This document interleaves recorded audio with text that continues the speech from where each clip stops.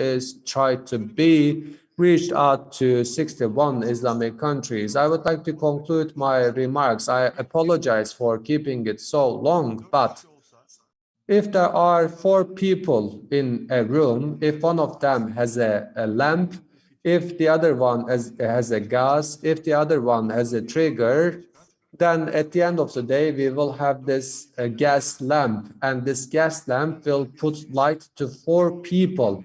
So what I'm trying to say is that if we connect our power, we will find a lamp in order to cast light on the door. I mean, if we don't share our resources with each other, unfortunately, 4 of those people will be under darkness, deprived of the lamp. The Islamic world is going forward step by step economically, and as a foreign policy, we are putting forward a will.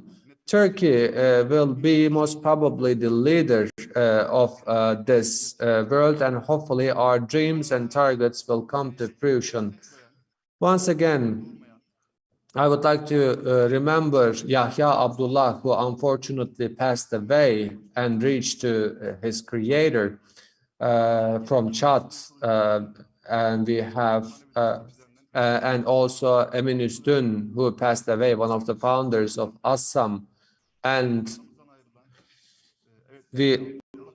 Abdullah Kaplan, one of our brothers from Gaziantep, who unfortunately passed away. We have many contributors who passed away, and hopefully we will pray after Ayatul Karimah and Al-Fatiha to their spirits. So our brother will take the floor right now to pray with us surah. Mr. Muhammad. أعوذ بالله من الشيطان الرجيم بسم الله الرحمن الرحيم والعصر إن الإنسان لفي خسر إلا الذين آمنوا وعملوا الصالحات وتواصوا بالحق وتواصوا بالصبر صدق الله العظيم على نية التوفيق الفاتحة.